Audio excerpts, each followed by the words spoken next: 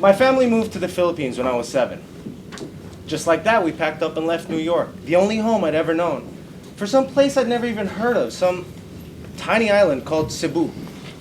Virtually overnight, we traded Manhattan for Mandaue, Staten Island for Mactan Island. For the most part, the transition was pretty easy. It wasn't long before I learned the finer points to life in my new home. Things like the pig brought down from the farm the day before a big party, not a pet. Or how to peel and eat a mango with my bare hands and not get any of the juice on them. Or the right way to hold the plastic bag when you drink your Coke so you get it all. You know, the important stuff. Making friends wasn't very hard either. I suppose it helped that I went to an international school. Being around a healthy mix of Cebuanos, Mestizos, and Americans made it easier to just be myself and get to know people. Not that it mattered. It was easier being a kid. The things that seem to matter so much to us when we get older, they don't count for much back then. Nobody cares where you're from or if you're rich or if you're cool. Last thing anybody cared about was the color of your skin. I remember my family used to go up to the farm every other Sunday or so, and I'd play with the kids that lived in the area. One of our favorite games involved taking the fallen coconut tree branches, peeling off the leaves, and just using the bare husks as sleds to go careening down the hills. I suppose it probably made for an interesting picture. Wide open field, group of kids, all of them Filipino except for one kid so white he tanned in the shade. We didn't care. We were just having fun. If any one of us wasn't like the rest, it never came up. It was easy being a kid. No one cared. Then I grew up. In '87, we packed up and moved again. This time to Manila, the big city. Ironically enough, the move from Cebu to Manila was a lot more jarring than the one from New York to Cebu. And I didn't have the benefit of being a carefree 7-year-old this time. I was a self-conscious, self-doubting 12-year-old dealing with puberty. To make matters worse, I transferred to Ateneo, a school so huge that my freshman batch had more students than all of the grades of my last school put together. And out of those hundreds of students, you know how many Americans there were? One. Me. In this vast sea of brown, I was this tiny white fish bobbing along alone and just completely out of his element. To their credit, no one ever really made fun of me or teased me. I suppose I was too much of curiosity to really be laughed at. I definitely didn't fit in to laugh with either. I was kind of like, you know those teen movies where the token foreign exchange student comes along and people have fun with him, teaching him curse words, laughing at his poor grasp of English? That was me. I was the long duck dong of Ateneo. Okay, Mike, this skit is worth a lot of our grade, so we have to do well. Now, all you have to do is walk on the stage, and when Randy asks you something, just say, "Gusto ko lang makipagkaibigan." Makipagkaibigan. Got it? It means I just want to be friends. All right? Okay. Oh, anong ginagawa mo rito? Gusto ko lang makipagkaibigan.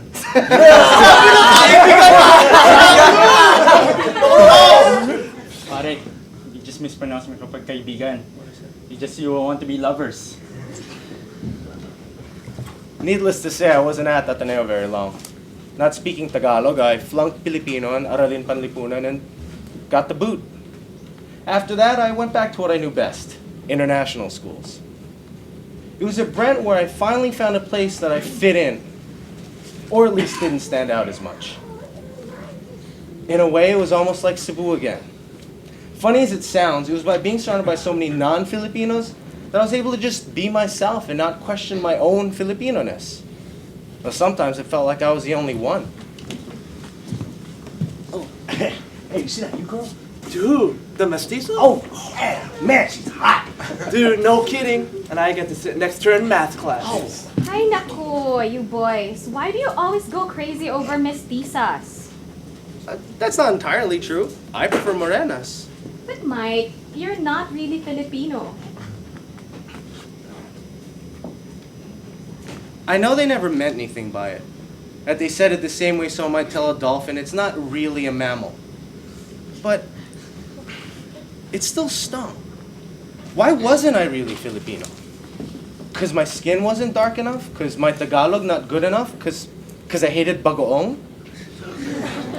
So, didn't it matter that I preferred tosilog to pancakes, or apo to the Eagles, or bugat baboy to Garfield?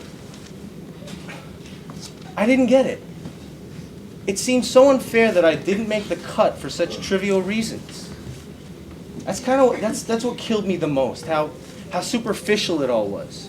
To the people around me, people I'd meet, my classmates, my friends, I wasn't really Filipino, not because of who I was, but because I didn't look the part. I'd spent my whole life meeting people who'd been born in the States, grown up here, didn't speak a word of Tagalog, had never been back home, but because their skin was the right shade of kayumangi, or their last name was Dimaano or Patong Bakal, no one ever doubted that they were Filipino. Even other half-breeds never had their ethnicity questioned. So long as you lived in Manila, you weren't Indian, you were Bombay Pinoy. You weren't Chinese, you were Inchik Pinoy. You weren't Spanish, you were Mestizong Pinoy. But there was no Americanong Pinoy for people like me. There was just Puti, Kano, Onax. I wasn't a person, I was an abbreviation.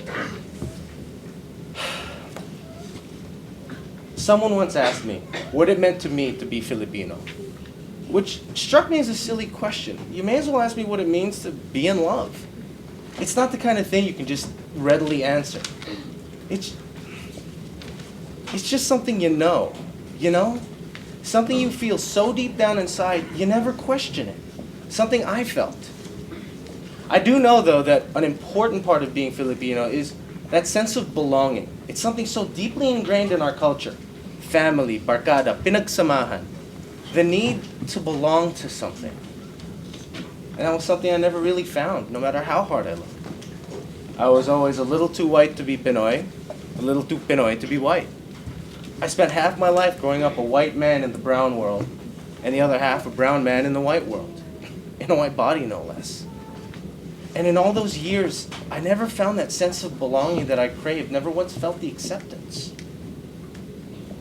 Maybe I'll never find it. At least, not the way I would have expected to.